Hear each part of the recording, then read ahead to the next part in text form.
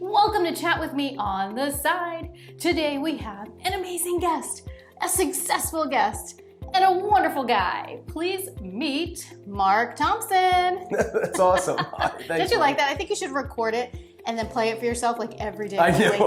Like your daily affirmation for Mark Thompson. That would be a good alarm, like a good wake up, you know? I love it. That's awesome. Thanks for having me here. This is really cool. I'm so glad you're here. Tell me, you have a very successful YouTube channel. Thank you. Thank you. And what do you do? I know what you do, but tell our audience what you do. So Sauce Stache is a unique cooking show where I make new things. And a lot of times it's new to me, but I try to recreate viral videos and see if I can make a recipe for them.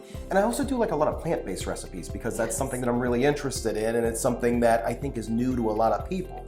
So I always just try to get people to try new things. I think it's awesome. His stuff is so amazing. Get on there, Sauce Stache, go watch some of the episodes. Watch them all. Watch them all. Because they're all very unique. There's a lot of bacon. Yeah, I do. For all you people out there, there's a lot of bacon, but don't get fooled, it's not with pork. Yeah, it's not, no pork bacon.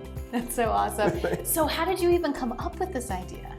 So Sauce Stache has a very long story. Okay. It started out as, well, let me start. My girlfriend had a yoga blog, and I was always kind of I don't know if I would say jealous, but I was always, I always loved her blog. I was envious. I loved it. I loved what she did. She was very inspiring, you know?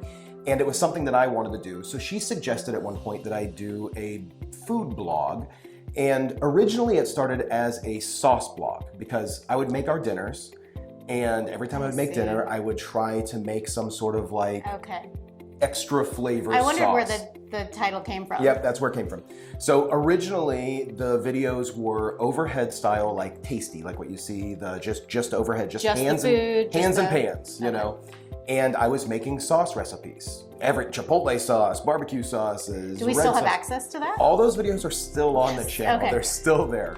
And I did that for quite a while, and I ran into, I think you had Julia on the show from Healthy Junk Food. I did, yes. I ran into Julia in a grocery store in Publix, and we just started talking, and JP, or her boyfriend, the other half of Healthy Junk Food, said, you have to add some personality to the channel. He's like, that's gonna really help you grow. So the very next thing I shot was me standing in front of the camera. And for me, I do like to try new things. I always wanna be, you know, the newest, coolest thing. I just love that. I just wanna see what it's like. In food or in general? Just in general, but really with food. I really enjoy, Monica and I really enjoy food. We really like trying new things. So I wanted to be able to share that. I wanted to be able to make those things and share that with people. So that's kind of where the current iteration of Sauce Stache came from. I love it. It's so cool. It's so unique. And how do you come up with your recipes? I really immerse myself in food social media. So everywhere across Instagram, Facebook, and a lot of times what I like to do is I like to find out what's hot and trending around the US. That makes sense. So I'll go into Yelp, I'll go to LA Yelp and search for what's new and hot and see what the new restaurant is and see what they're making. And then sometimes it's for the plant-based recipes, that's just me just trying to figure out what I can do with plants to make them taste like meat. That is so fun. And they really do. I watch you and then you take a bite and I'm like, does it really taste that good? Some of them really are. Well, I never lie on the show. I think the one thing that really makes my show is I try to be as relatable as possible, relatable and honest. So you can watch episodes where I will fail, just completely fail. And I have a few episodes where that's all it is a fail. I actually never get the recipe right. And sometimes that leads to a second version of it. But I always try to be honest. So everything that I make, even the plant-based ones, the bacon ones that I make, I will say this one's good, tastes like bacon, but I'm gonna keep trying, you know. And then recently I just did an episode where I used the daikon radish and turned that into bacon. Nice. And I'll tell you, it was shocking. It was so good. It curled like bacon, had the texture of bacon.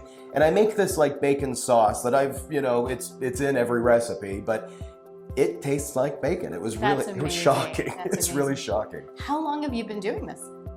Sauce Stache has been going for about 3 years. I started in October of 2016. Okay. That was the sauce version, and that went for almost a year. So the current version of the show is about 2 years old.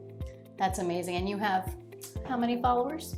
I'm at Got about 55,000 followers on YouTube and 100. Might be a little more. I looked this morning. Yeah, is it more? It's so cool. That's so exciting. Yeah, my Facebook is what really took off at one point. And it's funny because I don't really use my Facebook that often, but my Facebook has around 125,000 followers. I saw because one of those big companies grabbed your video. Yeah. It was was it a watermelon one? It was the smoked watermelon. Smoked watermelon. Last year, early last year, a restaurant in New York called Duck's Eatery, they're a barbecue restaurant. They wanted to do something for their vegetarian audience. And they originally did like a smoked cantaloupe. Okay. And it was just like cantaloupe slices that they put on a sandwich, and supposedly it was pretty good. But eventually they brined and smoked a whole watermelon. I saw that. That video went viral crazy. People went nuts about it. There was no recipe for it. And I just saw the comments. Everybody's like, how do you make this? How do you make this? So I put together a brine that I assumed was close to what they were doing. Because there was so many videos about the smoked watermelon, the way it tasted, you know. So I just used all of that information, put together what I thought they were doing, and I made a smoked watermelon recipe. And that video went fairly viral. It had close to, with all of the shares, it had around 10 million views. Oh my goodness. Yeah, that video went pretty crazy. And how did that taste, the watermelon? The watermelon, it was unbelievable. So it doesn't taste like ham. It's called the smoked watermelon ham, but it doesn't taste like ham.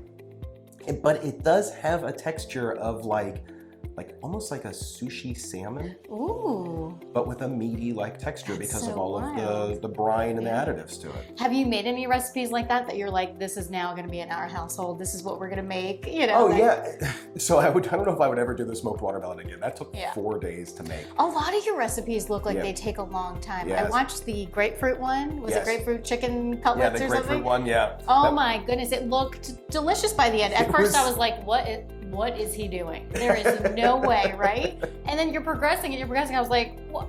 That looks. That one was like chicken. That one was cool. I'm gonna keep working on that one actually. Okay. That's part of a series we're gonna be doing chicken. It's unfortunate. I want to get pomelos, which is like a grapefruit with a thicker rind. Okay. And they're out of season. I can't get them anywhere. So it's not chicken season. Yeah, sorry. it's like the next progression of that series. And there's also a mushroom called the chicken of the woods. Oh. That supposedly when you cook it up tastes just like chicken. So I'm trying to find that. Yeah, I'm trying to get my hands on that right now too. That's awesome. And do you just shop in a traditional grocery store and get your stuff? I shop everywhere. Everywhere. He's everywhere, guys. Yeah, I go to every grocery store in town. Sometimes I get lucky and I find stuff at Publix, at the local grocery store.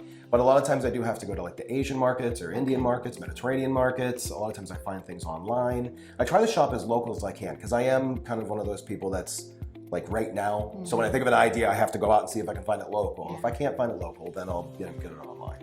And what's the goal for Sauce Stache? Well, I just kind of want to keep growing it. I want, eventually I would love to have a crew to where I'd be able to take, these recipes that take a few days to where I can show more of the research, show people the behind the scenes, what goes into making the recipe.